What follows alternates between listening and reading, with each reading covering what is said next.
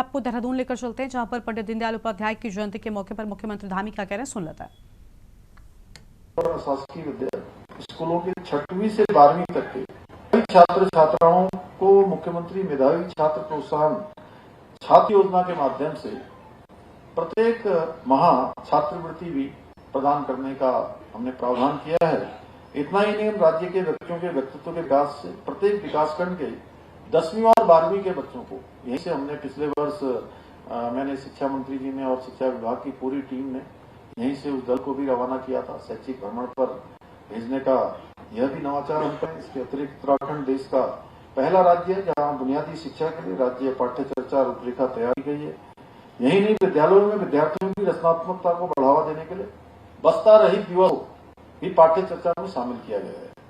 हमने राज्य के 559 माध्यमिक विद्यालयों में 8 ट्रेड्स में व्यावसायिक शिक्षा की शुरुआत की है, जिसमें आज 42,000 से अधिक बच्चे कौशल आधारित शिक्षा से लाभान्वित हो रहे हैं।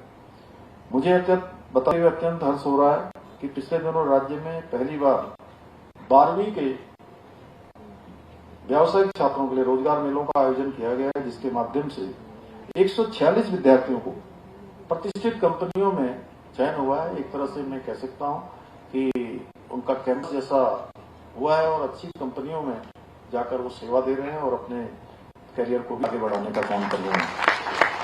यही नहीं, हमारी सरकार ने बच्चों में कौशल उद्यमिता भारतीय ज्ञान परंपरा को विकसित करने के लिए कौशलम कार्यक्रम भी प्रारंभ किया है।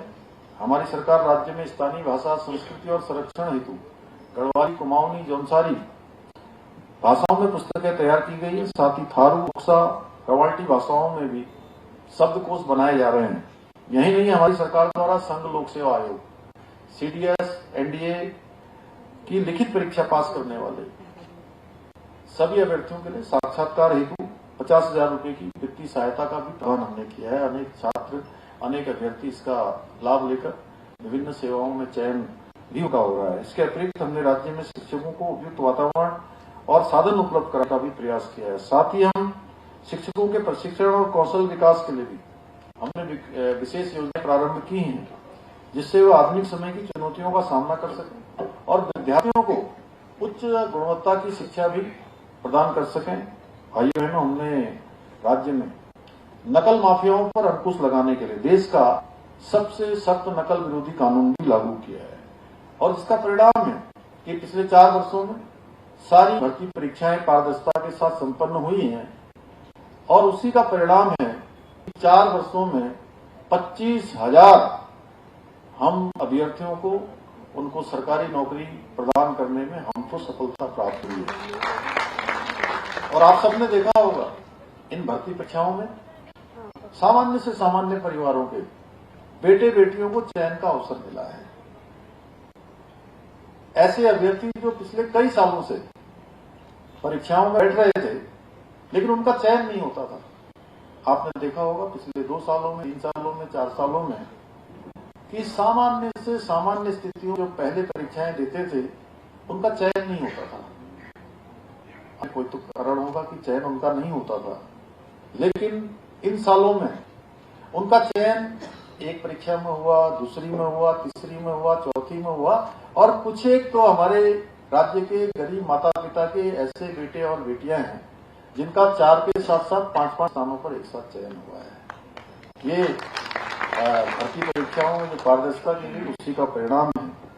और हमने 2022-23 में नकल का कानून लागू किया और इस नकल का कानून लागू होने के पश्चात हमने 100 से भी अधिक नकल माफियाओं को जेल की सलाखों के पीछे पहुंचाने का काम किया।